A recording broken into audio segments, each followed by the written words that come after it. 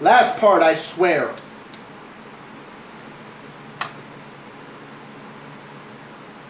A huge, huge deal. And if you're a PC user and you've bought several Steam games, they said you could download the Mac version for free. If you've already bought one of the versions, you can get the other.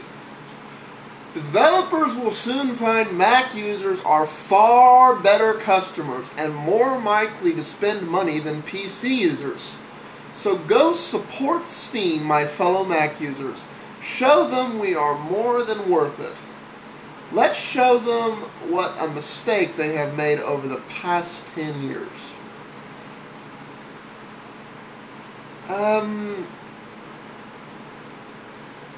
Here's the thing. I am willing to bet that 80% plus of the Mac users who are going to benefit from this have already bought the PC version of the game. And they haven't, and they've either been running it on, you know, a dual boot Windows through Boot Camp, or in some type of virtual machine, or if they could with something like Wine, some type of emulation.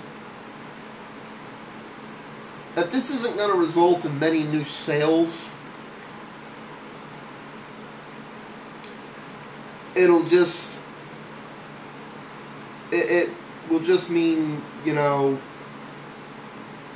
if anything, people will buy less hardware and they'll buy less Windows licenses.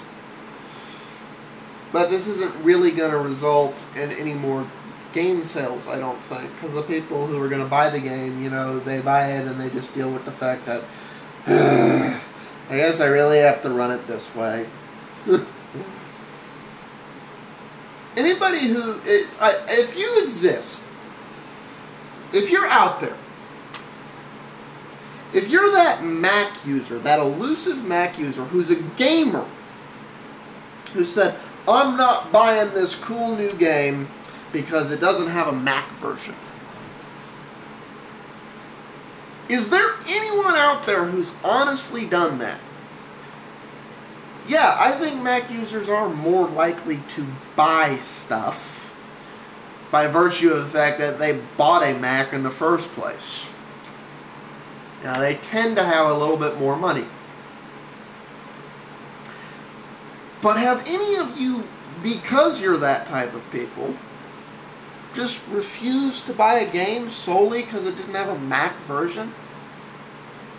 Really? This is a shout out to the entire YouTube community, anybody that watched this video. If you're a Mac user who has purposefully not bought a game because it didn't have a Mac version, you know, post a comment, shoot a PM, whatever. Because I don't think that type of user exists.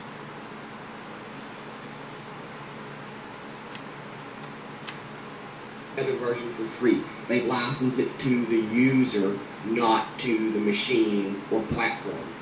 That is marvelous. That's how Steam has always worked. In their 3D application. I can go and download Modo as many times as I want after I bought it. And I can put it on as many machines as I want after I bought it. And I can download either one, Mac or PC.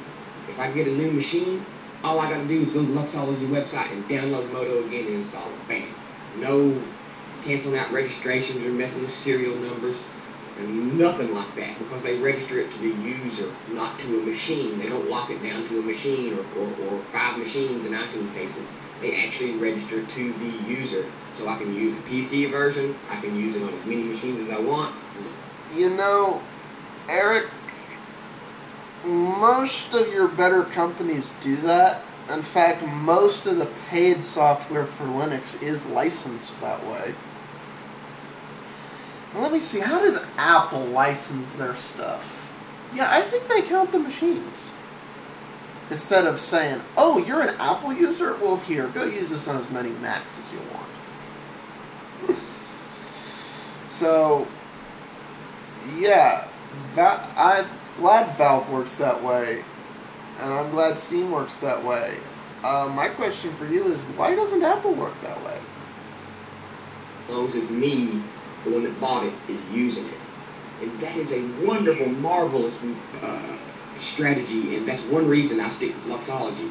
Their licensing policy is beautiful, and I see Steam in the same way, the same regard. They're actually going to let PC users that switch to the Mac get their PC games on their Mac. That's encouraging switchers. Like, go ahead, buy you a Mac, switch over. You can come back and all those games you bought for the PC, you can download them for free for your Mac. It's cool. This is huge, guys. This is huge. You can go to school and be playing the game you bought on the PC at school, an HP, on your break or something. And then when you get home and fire up your Mac, it will pick up where you left off the last time you played. Even though you was playing on a PC at school, it will pick up right where you left off on your Mac. Well, that's assuming a few things, namely that your school will let you install the game. Of course, I'm sure there's some 14-year-old hackers out there, or 18, 19-year-old hackers out there who aren't going to let a little thing like a school trying to control their computer stop them. However, warning to all of you, make damn sure your Mac is booted out of the game before you go somewhere else, because Valve will suspend your licenses. They don't dick around with this, and there is no appeals process for this, by the way. Your game just won't work anymore, and you'll have to start all over by go buying a new one and creating a new account. And they won't care if it's a false positive and you weren't actively using your connection at home. Just fair warning. This is huge, and it's proof that Apple's been working close with these guys, and when Apple gets involved, it's going to be done right, and it's proof that it could have been done all along. It's just people are too afraid of Microsoft. But maybe Microsoft is letting up a little bit. Maybe Microsoft is going to let Apple come in their market just a little bit. Maybe they're saying, okay, Apple, be meek, this has nothing to do with Microsoft. We'll make room for you, but you got to make room for us on the iPhone, okay? It's give and take, people, give and take. You know, maybe that's the deal. I don't know. What do you guys think? I think this is wonderful. I think PC gamers are going to hate it, and they're going to scream fat. Okay, again, I'm not a gamer, so I don't know, but I don't know any gamer who would hate this. I think this is going to up the number of emails and calls to Valve going, when's the Linux version coming? Because I know people who do nothing but every so often, bitch at Valve that they're in the Linux version. But this right here shows that once Linux gets sufficient market share, there'll be one. They're going to scream sucky. They're going to rap about hardware and upgrades and all this stuff. But all I can say is, kiss it, guys. We're here to stay, and you can stop talking all your bullshit. Bring it online.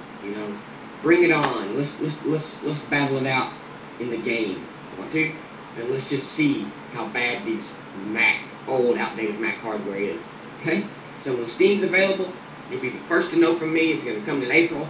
I'm going to be online, getting all the games that are there for the Mac. And I just downloaded Star Wars The Force Unleashed. The Force Unleashed. The Star Wars The Force Unleashed. Just downloaded it yesterday from my Mac. And I'm going to try and make a video on it here tomorrow, the next day, and post it so you guys can see it. Really fun game. It's kind of an older game, but man, it's a really fun game. And that's my thoughts on Steam.